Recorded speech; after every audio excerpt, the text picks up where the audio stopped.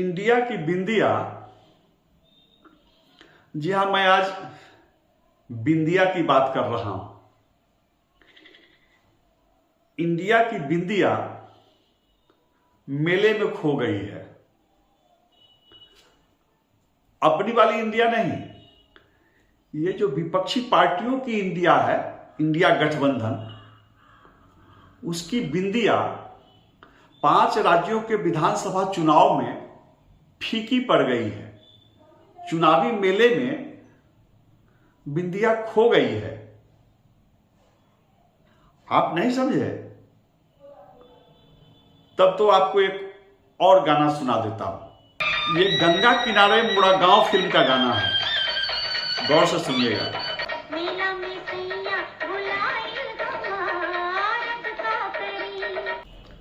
मेला में सैया खो गए हैं। सैया 136 दिनों की लंबी यात्रा पर निकले थे। कन्याकुमारी से कश्मीर तक 3570 किलोमीटर की जब यात्रा पूरी कर ली तो खूब प्रचारित किया गया कि सैया पहले से समझदार हो गए। वही वाले सैया जो संसद में आंख मारते थे। कहा गया कि अब सैया पहले से मैच्योर हो गए हैं। लेकिन सैया तो चुनावी मेले में खो गए हैं। अब सैया का क्या होगा, इंडिया का क्या होगा, और इंडिया की बिंदिया फिर से कैसे चमकेगी? अब ये सवाल फिर से उठने लगा है। जी हां, मैं इंडिया गठबंधन के भविष्य की बातें करने चला हूं। 5 राज्यों के चुनाव में कांग्रेस के बुरी तरह पराजित होने के बाद एक राज्य में सरकार बन गई है, लेकिन कुल मिलाकर कांग्रेस हार गई है। राहुल गांधी एक बार फिर से फ्लॉप कर गए हैं। तो अब सवाल उठ रहा है कि इंडिया गठबंधन का क्या होगा। संकेत आज से ही मिलने शुरू हो गए हैं। घटक दल कांग्रेस पर और राहुल गांधी पर ठीकरा फोड़ना शुरू कर चुके हैं। मैं आपको जनता दल यू के राष्ट्रीय प्रवक्ता केसी त्यागी जी का बयान पढ़कर सुनाता हूं, जो आज के अखबार में छपा है।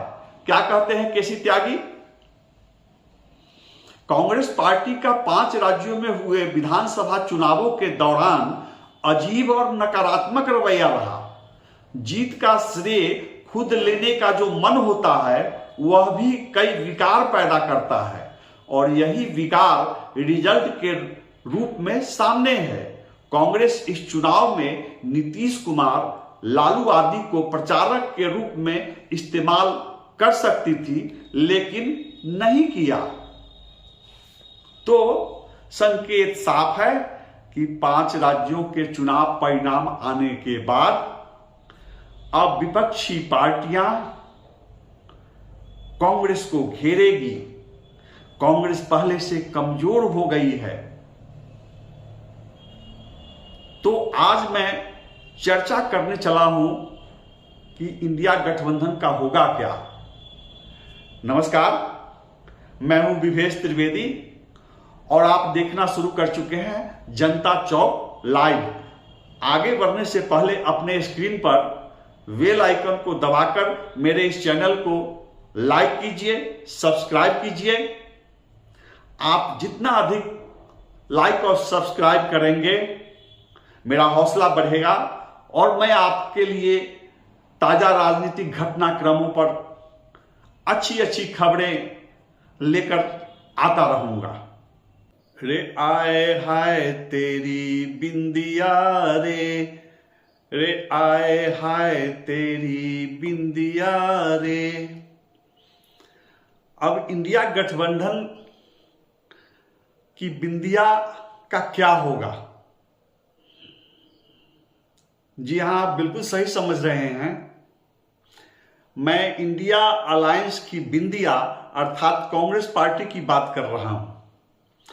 5 राज्यों के विधानसभा चुनाव का परिणाम सामने आते ही अब लोग पूछ रहे हैं कि क्या कांग्रेस उस स्थिति में रह गई है कि इंडिया अलायंस का नेतृत्व करने का दावा कर सके?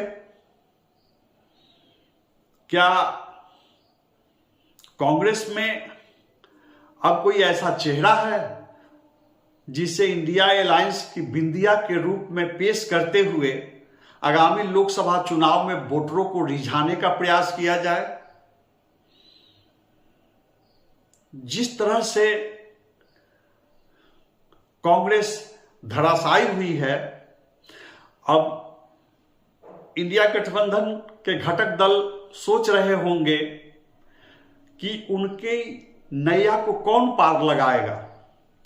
क्या कांग्रेस में कोई ऐसा नेता है भी जो उनकी पार्टी को कहीं लाभ पहुंचा सके? दरअसल विधानसभा चुनाव के परिणाम आते ही इंडिया अलायंस के बिंदिया की चमक फीकी पड़ गई है। तो सवाल उठता है कि इंडिया अलायंस की नैया को कौन पार लगाएगा? जिसका डर था बेदर्दी, वही बात हो गई। अब ममता बनर्जी ने कह दिया है कि वे 6 दिसंबर को प्रस्तावित इंडिया गठबंधन की बैठक में शामिल नहीं होने जा रही हैं। इससे पहले केसी त्यागी 5 राज्यों में बुरी तरह हार को लेकर कांग्रेस पर ठिकरा फोड़ चुके हैं। उन्होंने कहा कि नीतीश कुमार और लालू प्रसाद का उपयोग नहीं किया गया, अकेले श्रेय लेना चाहते थे राहुल गांधी। अब ममता बनर्जी बोल रही हैं कि वे इंडिया गठबंधन की बैठक में शामिल नहीं होंगी। ममता बनर्जी इंडिया गठबंधन की महत्वपूर्ण नेत्री हैं और ये तो शुरुआत है। ये जो झटका लगा है 5 राज्यों के चुनाव परिणाम का, इससे इंडिया गठबंधन हिचकोले खाने लगा है। अभी और बयान आएंगे और घटक दल आक्रामक मुद्रा में आएंगे और कांग्रेस को चुनौती देंगे। देखते जाइए। हां, तो मैं कह रहा था कि चुनाव परिणाम आते ही इंडिया गठबंधन में नेतृत्व की तलाश शुरू हो गई है। अगर इस चुनाव में कांग्रेस 2-3 राज्यों में सरकार बना पाती तो उसका दबदबा बढ़ जाता और गठबंधन के घटक दलों पर अपने व्यापक जनाधार की धौंस दिखाकर कांग्रेस सीटों के बंटवारे में, सीटों के तालमेल में अधिक से अधिक हिस्सेदारी का दावा कर पाती है। लेकिन अब तो ऐसी स्थिति रही नहीं। आपको याद होगा कि जैसे ही 5 राज्यों में चुनाव की घोषणा हुई, इंडिया गठबंधन की गतिविधियां ठप पड़ गई। उससे पहले नीतीश कुमार काफी जोर शोर से, काफी सक्रियता से कई राज्यों का दौरा कर चुके थे और नीतीश कुमार को उम्मीद थी कि उन्हें ही इंडिया गठबंधन का संयोजक बनाया जाएगा और अपने इस लक्ष्य की प्राप्ति के लिए बिहार के मुख्यमंत्री नीतीश कुमार काफी सक्रिय हो गए थे। वे बंगाल जा रहे थे, वे दिल्ली जाकर कांग्रेस नेताओं से मिल रहे थे। लेकिन जैसे ही 5 राज्यों का चुनाव आया, इंडिया गठबंधन की गतिविधियां ठप पड़ गई। कांग्रेस कहने लगी, कांग्रेस के अंदर से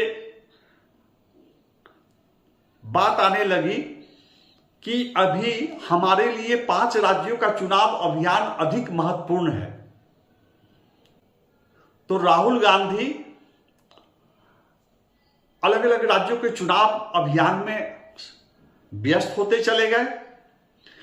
इधर बिहार के मुख्यमंत्री नीतीश कुमार क्षुब्ध दिख रहे थे। एक तो उन्हें संयोजक घोषित नहीं किया गया था, दूसरे गठबंधन की गतिविधियां ठप पड़ गई थी। इसमें बताया यह भी जाता था कि कांग्रेस की रणनीति थी कि पहले हम बड़ी सफलता हासिल कर लें। अगर हम 2-3 राज्यों में अपनी सरकार बना लेंगे तो हम घटक दलों में सबसे सशक्त हिस्सेदार बन जाएंगे और हम घटक दलों को बताएंगे कि देखिए हमारा जनाधार अभी भी है और खासकर राहुल गांधी की लोकप्रियता अभी भी है। और जाहिर सी बात है कि अगर 3 राज्यों में 2 राज्यों में भी सरकार बन जाती तो घटक दल भी राहुल गांधी के नेतृत्व को मानने के लिए विवश होते हैं। अब तो राहुल गांधी की भी मिट्टी पलीद हो गई कांग्रेस के साथ साथ। तो क्या घटक दल इतनी आसानी से राहुल गांधी को अपना नेता मान लेंगे? और नहीं मानेंगे तो नेता होगा कौन? क्या राहुल गांधी बिहार के मुख्यमंत्री नीतीश कुमार को इंडिया अलायंस का नेता मान लेंगे? क्या राहुल गांधी लालू प्रसाद को इंडिया अलायंस का नेता मान लेंगे? क्या कांग्रेस अखिलेश यादव को नेता मान लेगी? या फिर कांग्रेस आत्मघाती कदम उठाते हुए आम आदमी पार्टी के सुप्रीमो अरविंद केजरीवाल को नेतृत्व सौंप देगी? इसकी उम्मीद नहीं की जा सकती है। इसलिए अब सवाल और भी विकट हो जाता है। आपको याद होगा कि गृह मंत्री अमित शाह मुजफ्फरपुर आए थे। उन्होंने पताही एयरपोर्ट की सभा को संबोधित करते हुए तंज कसा था नीतीश कुमार पर कि नीतीश बाबू, पीएम तो रहने दीजिए, प्रधानमंत्री की कुर्सी तो रहने दीजिए, आपको तो इंडिया गठबंधन का संयोजक तक नहीं बनाया गया। तो नीतीश कुमार के मन में कहीं ना कहीं तो कसक है और उन्हें ताने भी सुनने को मिल रहे हैं कि आप संयोजक नहीं बनाए गए। अब कांग्रेस कमजोर हो गई है, राहुल एक बार फिर फेलियर हो गए हैं, तो क्या नीतीश कुमार कांग्रेस का नेतृत्व स्वीकार करेंगे? क्या नीतीश कुमार एक बार फिर से संयोजक बनने के लिए हाथ पैर नहीं फैलाएंगे? अब अगर मान भी लीजिए कि कांग्रेस मजबूर हो जाए और बिहार के मुख्यमंत्री नीतीश कुमार को इंडिया अलायंस का नेतृत्व सौंप दे, तो नीतीश कुमार क्या कर लेंगे? आप नीतीश कुमार की उम्र को देखिए और हाल में उन्होंने बिहार विधानसभा में बहस के दौरान जिस भाषा का प्रयोग किया, जिस भाव भंगिमा से वो बोल रहे थे, उनका जो बॉडी लैंग्वेज था, या फिर नेहरू जयंती के अवसर पर पटना में आयोजित कार्यक्रम में नीतीश कुमार पत्रकारों को जिस तरह से ऐसे झुक झुक कर प्रणाम कर रहे थे और संजय झा उन्हें रोकना चाह रहे थे, नीतीश कुमार ने संजय झा को पीछे करते हुए एक बार फिर पत्रकारों से ऐसे ऐसे करना शुरू किया पत्रकारों की ओर। तो इससे पता चलता है कि नीतीश कुमार का खुद पर नियंत्रण नहीं रह गया है। कहा तो यह भी जाता है कि कांग्रेस ने उनको भाव नहीं दिया, कांग्रेस ने उनको संयोजक नहीं बनाया, इसलिए भी उनका तनाव बढ़ गया और वो अपना संतुलन खोते चले गए। तो जिस नीतीश कुमार का अपने भाव भंगिमा पर, अपनी भाषा पर, अपने बोलचाल पर नियंत्रण नहीं है, अपनी यादाश्त भी वो खोते जा रहे हैं। वो खुद ही कभी मुख्यमंत्री को ढूंढने लगते हैं कि मुख्यमंत्री कहां है, वे खुद ही खोजने लगते हैं गृह मंत्री कहां है। तो ऐसे नीतीश कुमार इंडिया गठबंधन का किस हद तक और कितनी ऊर्जा के साथ नेतृत्व कर पाएंगे? अब आइए अरविंद केजरीवाल की बात कर लें। तो अरविंद केजरीवाल दिल्ली से पंजाब तक कांग्रेस से ही सत्ता छीने हैं। और अब स्थिति यह है कि कांग्रेस जिन जिन राज्यों में दूसरे स्थान पर है, अरविंद केजरीवाल की पार्टी आम आदमी पार्टी की नजर उन राज्यों पर है। तो क्या कांग्रेस अपने अस्तित्व की कीमत पर अरविंद केजरीवाल को इंडिया अलायंस का नेतृत्व सौंपेगी? इसकी गुंजाइश बहुत कम दिखती है। अब आइए, एक और सीनियर नेता है, लालू प्रसाद जी हैं, राजद के सुप्रीमो हैं। तो प्रतीकात्मक रूप से भले ही लालू प्रसाद को इंडिया अलायंस का नेता बना दिया जाए, लेकिन उनकी भी उम्र हो चली है और वो भी अधिक स्वस्थ नहीं है। वे किसी राज्य में जाकर इंडिया अलायंस के चुनाव अभियान का नेतृत्व नहीं कर पाएंगे। और फिर चारा घोटाला में वो सजा याफ्ता हैं। तो एक सजा याफ्ता राजनेता को इंडिया अलायंस आगे रखते हुए, नेतृत्व सौंपते हुए आगामी लोकसभा चुनाव का अभियान चलाएगी, ऐसी गलती इंडिया अलायंस के नेता नहीं करेंगे। लालू प्रसाद जी के पुत्र हैं तेजस्वी यादव, तो उनका एक्सपीरियंस, वर्क एक्सपीरियंस इतने दिनों का नहीं है, उनका अनुभव इतना नहीं है राजनीतिक कि उनको इंडिया अलायंस का नेता मान लिया जाए। ऐसी स्थिति में कांग्रेस ममता बनर्जी को नेतृत्व सौंपने पर विचार कर सकती है, क्योंकि पश्चिम बंगाल को छोड़कर अन्य किसी राज्य में कांग्रेस को ममता बनर्जी से ज्यादा खतरा नहीं दिखाई दे रहा है। तो कांग्रेस मजबूरी में ममता दीदी को नेतृत्व सौंप सकती है इंडिया अलायंस का, क्योंकि आप जानते हैं कि उत्तर प्रदेश में है अखिलेश यादव। अखिलेश यादव चाहते थे कि मध्य प्रदेश में कांग्रेस उनसे अलायंस कर ले, लेकिन मध्य प्रदेश विधानसभा चुनाव में कांग्रेस से गठबंधन नहीं हुआ। अगर राहुल गांधी और कांग्रेस यूपी छोड़ दे लालू प्रसाद और नीतीश कुमार के लिए, अगर उत्तर प्रदेश छोड़ दे अखिलेश यादव के लिए, दिल्ली और पंजाब छोड़ दे अरविंद केजरीवाल के लिए, और इधर पश्चिम बंगाल तो छोड़ना ही है ममता बनर्जी के लिए, तो कांग्रेस फिर कहां से लड़ेगी, कहां से अपनी ताकत बटोरेगी? तो कांग्रेस इस समय चौराहे पर खड़ी है।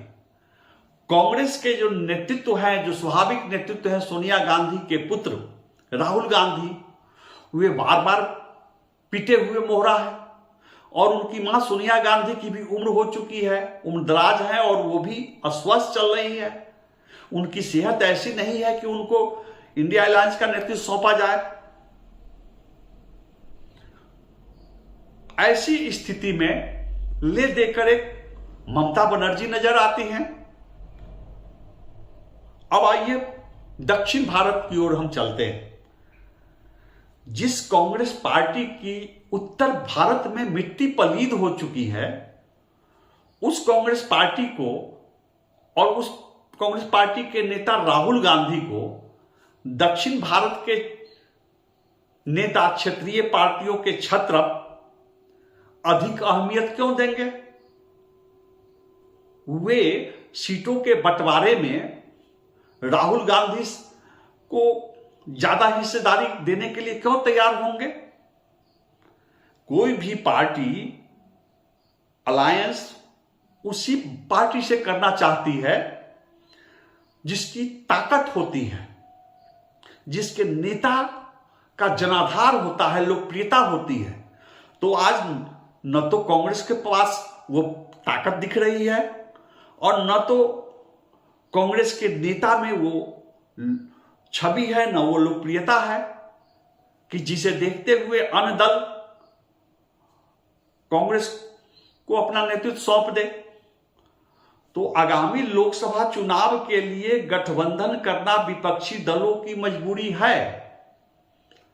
लेकिन 5 राज्यों का चुनाव परिणाम आ जाने के बाद घटक दलों की यह मजबूरी नहीं है कि वे राहुल गांधी को इंडिया अलायंस का नेता मान ले। तो मित्रों, अब यह रोचक दिन बहुत दिलचस्प होंगे। इंडिया अलायंस के अंदर रस्साकसी होगी। अरविंद केजरीवाल चाहेंगे कि हम कांग्रेस को और अधिक से अधिक झुका लें। अखिलेश यादव चाहेंगे कि हम कांग्रेस को उत्तर प्रदेश में हाशिए पर रखें। नीतीश कुमार चाहेंगे कि राहुल मुझे जल्द से जल्द संयोजक घोषित करें। नीतीश कुमार ये भी चाहेंगे कि राहुल उन्हें अलायंस का नेता मान ले। तो राहुल और कांग्रेस आखिर किस किस की बात माने? तो इसलिए मैं कह रहा था कि अब आने वाला समय बहुत दिलचस्प होगा और हर दिन का घटनाक्रम आप लोगों को अच्छी खुराक उपलब्ध कराएगा। तो मित्रों, यह सवाल मैं आप पर छोड़ता हूं कि क्या अब नीतीश कुमार राहुल गांधी को नेता मान लेंगे? क्या अखिलेश यादव पिटे हुए मोहरे राहुल गांधी को अपना नेता मान लेंगे? क्या Arvind Kejriwal mister super flop Rahul Gandhi को अपना नेतृत्व सौंपेंगे? क्या नीतीश कुमार, ममता बनर्जी अपना नेता राहुल गांधी को मानेंगे? ये वही लोग हैं जो आगामी लोकसभा चुनाव में भाजपा को, प्रधानमंत्री नरेंद्र मोदी को हराने का सपना देख रहे थे। और इसी सपने को लेकर ये इंडिया अलायंस का गठन भी किया गया था।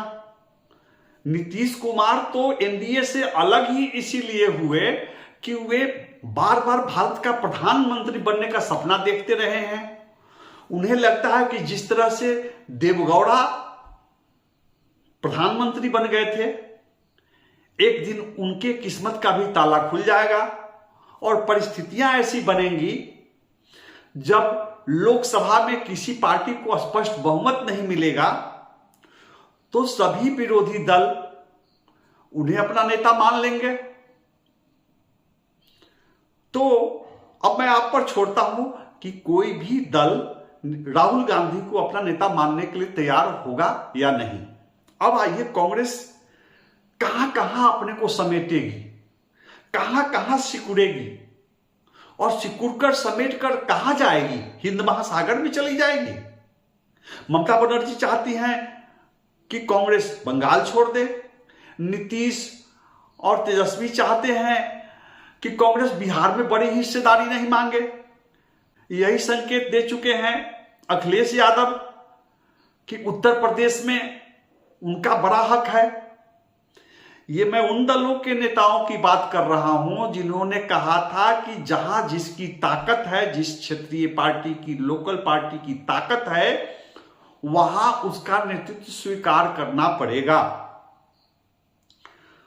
तो इधर बंगाल से लेकर दिल्ली और पंजाब तक पूरा उत्तर भारत, उत्तर पूर्वी भारत कांग्रेस इन दलों के लिए छोड़ दे। और जब कांग्रेस ये पूरा इलाका छोड़ देगी तो दक्षिण भारत के नेता, क्षेत्रीय पार्टियां कांग्रेस को अपनी जमीन क्यों देगी, पैर फैलाना क्यों देगी? तो ये कांग्रेस के लिए संकट की घड़ी है कि कांग्रेस जाए तो कहां। और एक घात लगाए बैठे हुए अरविंद केजरीवाल, जहां जहां कांग्रेस घायल होती है, जहां जहां राहुल गांधी कमजोर पड़ते हैं, वहां अरविंद केजरीवाल अपना तंबू लेकर के पहुंच जाते हैं। तो ऐसी स्थिति में अब नेतृत्व के लिए ही संघर्ष नहीं होगा, कांग्रेस के अस्तित्व के लिए भी संघर्ष होगा। कांग्रेस को अपनी जमीन बचाने के लिए भी संघर्ष करना पड़ेगा। तो एक बात की गांठ बांध लीजिए, कांग्रेस चाहे लाख कमजोर हो जाए, लेकिन कांग्रेस कभी भी इंडिया गठबंधन का नेतृत्व अरविंद केजरीवाल को नहीं सौंपेगी। और नीतीश कुमार भी कभी नहीं चाहेंगे कि इंडिया गठबंधन का नेतृत्व अरविंद केजरीवाल को सौंपी जाए। नीतीश कुमार खुद बिहार में 45 सीटों पर सिमटे हुए हैं, 45 विधायक उनके साथ हैं। और आज की तारीख में अगर जनाधार की बात की जाए तो उनसे बड़ा जनाधार अरविंद केजरीवाल का दिल्ली में है, उनसे बड़ा जनाधार अरविंद केजरीवाल का पंजाब में है। 2 राज्यों में अरविंद केजरीवाल की सरकार है, आम आदमी पार्टी की सरकार है। तो अगर आज नीतीश कुमार अरविंद केजरीवाल को नेता मान लेंगे तो बाद में अरविंद केजरीवाल आसानी से किसी के लिए सीट खाली नहीं करेंगे। तो यह तय है कि अरविंद केजरीवाल को नेतृत्व नहीं सौंपा जाएगा। ऐसी स्थिति में एक अटकलबाजी चल रही है एसआर मुंबई की तर्ज पर, या पूर्व प्रधानमंत्री देवगौड़ा की तरह दक्षिण भारत के किसी नेता को प्रतीकात्मक रूप से इंडिया गठबंधन का नेता मान लिया जाए। तो नेता मान सकते हैं, लेकिन अगर हम ये उम्मीद कर लें कि दक्षिण भारत के किसी नेता के चेहरे को आगे रखते हुए हम पश्चिम बंगाल से लेकर पंजाब तक, दिल्ली तक, बिहार में, यूपी में, उड़ीसा में, मध्य प्रदेश में, राजस्थान में भाजपा के सामने चुनौती खड़ी कर सकेंगे, तो ऐसा होता हुआ दिखाई नहीं देता है। दूसरी ओर नीतीश कुमार खुद अपने अंदर के दुश्मन से, अपने अंदर की परेशानी से जूझ रहे हैं और बाहर से भी उनकी घेराबंदी हो रही है। मैं पहले उनके अंदर की जो परेशानी है और उनके अंदर का जो दुश्मन है उसकी बात कर लेता हूं। आप देखे होंगे कि किस तरह से उन्होंने पूर्व मुख्यमंत्री जीतन राम मांझी को बिहार विधानसभा में तू तराक की भाषा से अपमानित किया, एक तरह से उन्होंने प्रताड़ित किया सार्वजनिक रूप से विधानसभा में। जीतन राम मांझी जी की उम्र अधिक है, नीतीश कुमार के पहले से विधायक बन गए थे। तो और कुछ जीतन राम मांझी का बिगड़े न बिगड़े, लेकिन जिस भाषा में, जिस तू तराक की भाषा में नीतीश कुमार ने उनका अपमान किया, तो जीतन राम मांझी बिहार के मुसहर समाज का, मुसहर जाति के लोगों का नेतृत्व करते हैं। तो मुसहर जाति के लोगों में बहुत खराब मैसेज गया है। आप जानते हैं कि बिहार में जातिगत जनगणना हो चुकी है और उसमें मुसहर जाति की संख्या बड़ी उभर कर आई है। हालांकि मुसहर जाति के लोगों का आरोप है कि उनकी संख्या कम करके दिखाई गई है, लेकिन जो संख्या दिखाई भी गई है उसे नजरअंदाज नहीं किया जा सकता है। तो नीतीश कुमार ने अपनी भाषा से उन्हें अपमानित कर दिया, मुसहर समाज के स्वाभिमान को ठेस पहुंचाया। बात इतने तक नहीं है, नीतीश कुमार ने समाजवादी नेता और बिहार भाजपा के प्रदेश अध्यक्ष और शोक सम्राट के पिता शकुनी चौधरी जी के बारे में तू तराक की भाषा का इस्तेमाल किया। सार्वजनिक रूप से शकुनी चौधरी के बारे में उन्होंने अपमानजनक शब्दों का प्रयोग किया। तो शकुनी चौधरी कुशवाहा समाज के नेता हैं। नीतीश कुमार बिहार में लवकुश समीकरण की बदौलत मुख्यमंत्री बने थे। वे खुद को लवकुश यानी कुर्मी और कुशवाहा जाति का नेता बताते थे, लेकिन आज उन्होंने खुद उसी डाल को काट दिया जिस पर वो बैठे होते थे। कुशवाहा जाति को उन्होंने आक्रोशित कर दिया, नाराज कर दिया शकुनी चौधरी के खिलाफ तू तराक की भाषा का इस्तेमाल करते हुए। तो धीरे धीरे नीतीश कुमार सभी जातियों को नाराज करते जा रहे हैं। उनसे कुशवाहा समाज के लोग नाराज हैं, उनसे मुसहर समाज के लोग नाराज हैं, वैश्य समाज के लोगों का कहना है कि जातिगत जनगणना में उनकी संख्या कम दिखाई गई है, वो नाराज हैं। एक धानुक जाति है जिसकी बड़ी आबादी है बिहार में, धानुक समाज के लोग खुलेआम आरोप लगा रहे हैं नीतीश कुमार पर, तेजस्वी यादव पर, कि उन लोगों की संख्या कम दिखाई गई है। तो जातिगत जनगणना का उद्देश्य था अति पिछड़ी जातियों और दलितों का समर्थन हासिल करना, लेकिन बात उल्टी हो गई। अभी अति पिछड़ी जातियां और कई पिछड़ी जातियां इंक्लूडिंग कुशवाहा और धानुक नीतीश कुमार पर निशाना साध रही है, और नीतीश कुमार पर, तेजस्वी यादव पर, लालू प्रसाद पर आरोप लगाए जा रहे हैं कि साहब यादवों की संख्या बढ़ गई, मुस्लिम समाज की संख्या बढ़ गई, कुर्मी की संख्या बढ़ी हुई है, और हमारी जातियों की संख्या क्यों सिकुड़ गई, कम कैसे हो गई। तो ये तो नीतीश कुमार के अपने कदम से, अपनी बोली से, अपनी भाषा से, अपने निर्णय से अर्जी हुई परेशानियां हैं, संकट है, चुनौतियां हैं। अब बाहर की चुनौती देख लीजिए। प्रधानमंत्री नरेंद्र मोदी को पता है कि नीतीश कुमार की नजर एनडीए गठबंधन, प्रधानमंत्री नरेंद्र मोदी को पता है कि नीतीश कुमार की नजर इंडिया गठबंधन के संयोजक पद पर है।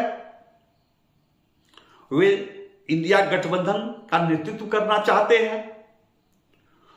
तो आपने सुना होगा कि विधानसभा चुनाव के दौरान गुना की एक सभा को संबोधित करते हुए प्रधानमंत्री ने नीतीश कुमार का नाम तो नहीं लिया, लेकिन उन्होंने कहा कि इंडिया गठबंधन के एक बहुत बड़े नेता हैं जो विधानसभा में महिलाओं के बारे में अपमानजनक भाषा का प्रयोग कर रहे हैं, भद्दी भाषा का प्रयोग कर रहे हैं, और इंडिया गठबंधन के घटक दल है उस पर चुप्पी साधे हुए हैं।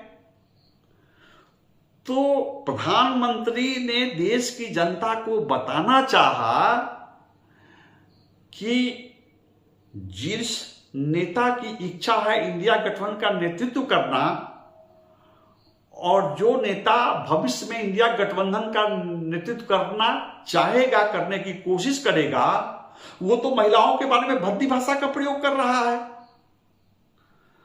तो आज की तारीख में जब से विधानसभा में नीतीश कुमार ने सेक्स के मामले में भाव भंगिमा के साथ जिस लहजे, जिस भाषा का प्रयोग किया, उसके बाद और अपनी यादाश्त होने के बाद उनका ग्राफ तेजी से गिरा है और देश में उनकी बड़ी हंसाई हुई है। तो एनडीए गठबंधन के अन्य घटक दल नीतीश कुमार को नेतृत्व सौंपने की गलती नहीं करेंगे। अब आइए, अब मैं आपको बिहार के बारे में बताता हूं कि ये जो 5 राज्यों के चुनाव हुए हैं, वो परिणाम आए हैं, इसका असर बिहार कांग्रेस पर भी पड़ने जा रहा है। बिहार कांग्रेस के नेता मायूस दिख रहे हैं। बड़ी उम्मीद थी, बहुत सारे नेता, मैं आपको बताऊं बिहार कांग्रेस में 2 दर्जन ऐसे नेता हैं जो आगामी लोकसभा चुनाव में बिहार के किसी न किसी सीट से चुनाव लड़ने, किस्मत आजमाने की सोच रहे थे। कोई प्रदेश अध्यक्ष तक अपनी पहुंच बना रहा था, कोई राहुल गांधी तक, कोई कांग्रेस के राष्ट्रीय अध्यक्ष तक। और बिहार कांग्रेस के जो अध्यक्ष हैं पूर्व केंद्रीय मंत्री डॉक्टर अखिलेश प्रसाद सिंह, उन्होंने तो बाकायदा घोषणा कर दी कि आगामी लोकसभा चुनाव में बिहार में कांग्रेस को 10 सीटें चाहिए, कांग्रेस 10 सीट पर लड़ेगी। तो क्या कमजोर कांग्रेस, पिटे हुए राहुल गांधी बिहार में नीतीश कुमार की आंख में आंख डालकर, तेजस्वी और लालू की आंखों में आंख डालकर 10 सीटों पर दावा कर पाएंगे? क्या अब नीतीश और लालू कांग्रेस को 10 सीट देने के लिए तैयार होंगे? कदापि नहीं। अगर 5 सीट भी वे दे दें तो बहुत बड़ी बात होगी। तो जो 2 दर्जन नेता अलग अलग सीटों पर चुनाव लड़ने का सपना देख रहे थे, उनके अरमानों पर तो पानी फिर गया। मैं 5 सीट भी कह रहा हूं कांग्रेस के लिए, तो बढ़ाकर बोल रहा हूं अब बदली हुई परिस्थितियों में। तो इसलिए मैं कह रहा हूं कि आप देखते जाइए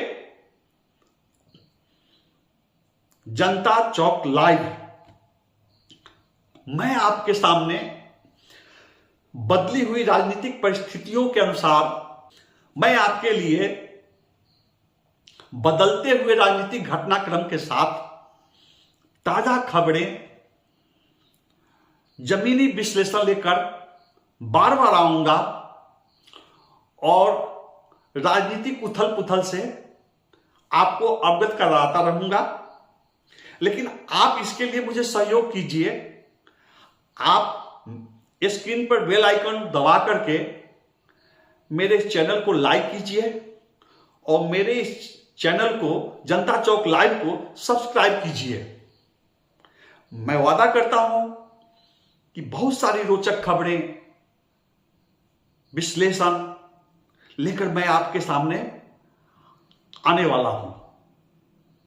चलिए अब 2 मिनट के लिए आप केसी त्यागी जी की बात मान लीजिए।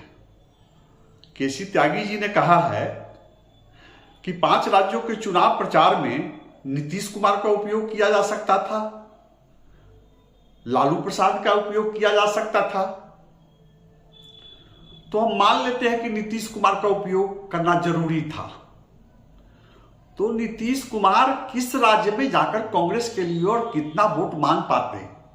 नीतीश कुमार का मध्य प्रदेश में क्या प्रभाव है, वो कितना वोट मांग पाते? राजस्थान में कांग्रेस को कितना वोट दिलवा पाते? तेलंगाना में वो, छत्तीसगढ़ में नीतीश कुमार कांग्रेस को कितने वोट दिलवा पाते?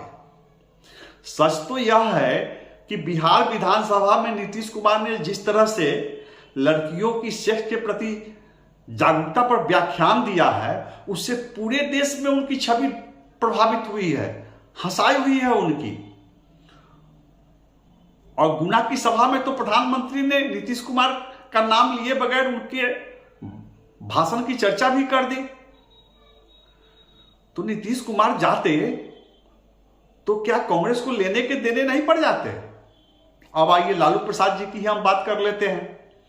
जैसे ही कांग्रेस पार्टी राजस्थान, मध्य प्रदेश, छत्तीसगढ़, तेलंगाना या किसी भी राज्य में लालू प्रसाद को लेकर के जाती, तो बीजेपी वाले कहते हैं कि देखिए चारा घोटाला के सजा याफ्ता व्यक्ति को जो जेल से जमानत पर आए हुए हैं, इनको लेकर के घूम रहे हैं और क्या वोट दिला पाते लालू प्रसाद। रही बात अखिलेश यादव से तो तालमेल हुआ नहीं, अरविंद केजरीवाल से तो तालमेल हो नहीं पाया 5 राज्यों के चुनाव में।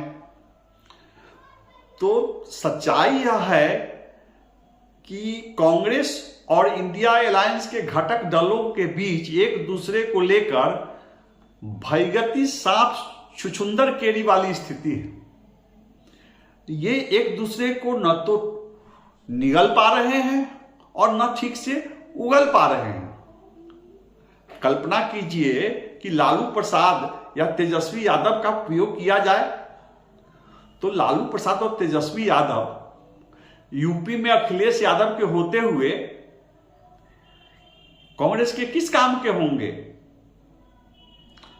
और आगामी लोकसभा चुनाव में राजस्थान में, मध्य प्रदेश में, छत्तीसगढ़ में या देश के अन्य राज्यों में आज के नीतीश कुमार, जिनकी याददाश्त गायब हो चुकी है, जो पत्रकारों को कभी ऐसे और कभी ऐसे ऐसे प्रणाम करते हैं, तो ऐसे मुख्यमंत्री नीतीश कुमार कांग्रेस के लिए कितना कारगर साबित होंगे, इंडिया गठबंधन के लिए कितने कारगर साबित होंगे।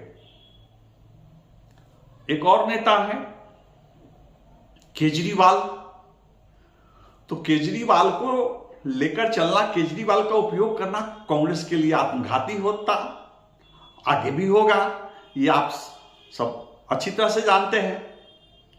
तो कांग्रेस मान लीजिए कि बैकफुट पर आ जाए, राहुल गांधी को, प्रियंका गांधी को कांग्रेस पीछे कर ले, लेकिन महागठबंधन के किस दल के नेता को लेकर चले?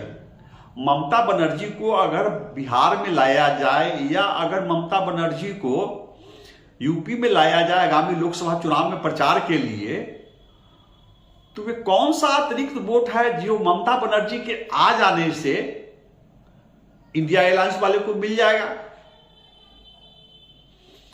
तो चेहरे का संकट है। इंडिया अलायंस के घटक दलों में सबसे बड़ा संकट है चेहरे का संकट। इनके पास ऐसा कोई चेहरा नहीं है जिसको आगे करते हुए, जिसे दिखाते हुए ये नरेंद्र मोदी के मुकाबले, बीजेपी के मुकाबले अपने को तनकर खड़ा कर सके। और अब जबकि 5 राज्यों के चुनाव में कांग्रेस विफल रही है, कहा जा रहा था कि पदयात्रा के बाद राहुल गांधी का जनाधार बढ़ा है, लोकप्रियता बढ़ी है, लेकिन कुछ काम नहीं आया। तो राहुल गांधी भी बिहार आकर के राजद को या नीतीश कुमार को कौन सा वोट दिलवा देंगे? इंडिया गठबंधन को बिहार में जो भी वोट मिलना है वो लालू नीतीश के बदौलत ही मिल जाएगा, राहुल गांधी की कोई जरूरत नहीं रहेगी। और उत्तर प्रदेश में अखिलेश यादव ले लेंगे वोट, पंजाब और दिल्ली में केजरीवाल अपने बूते ले लेंगे। और मान लिया कि केजरीवाल को ये नेतृत्व सौंपते हैं, तो आज के केजरीवाल चारों ओर से शिकंजे में, कानूनी शिकंजे में घिरते हुए नजर आ रहे हैं। उनके कई मंत्री जेल में हैं, सांसद संजय सिंह जेल में हैं, और अब बार बार केजरीवाल को बुलाया जा रहा है पूछताछ के लिए। वे कटते चल रहे हैं, किसी भी दिन कानून के घेरे में आ सकते हैं। तो ऐसे केजरीवाल को किसी राज्य में ले जाकर लोकसभा चुनाव में इंडिया गठबंधन के लोग कौन सा अतिरिक्त लाभ उठा लेंगे? बहुत सारी और जानकारी है, आप देखते रहिए जनता चौक लाइव। एक बार फिर आपसे आग्रह है कि बेल आइकॉन दबाकर मेरे इस चैनल को लाइक करें, सब्सक्राइब करें। मैं रोचक ताजा राजनीतिक घटनाक्रम पर और खबरें लेकर आता रहूंगा। नमस्कार।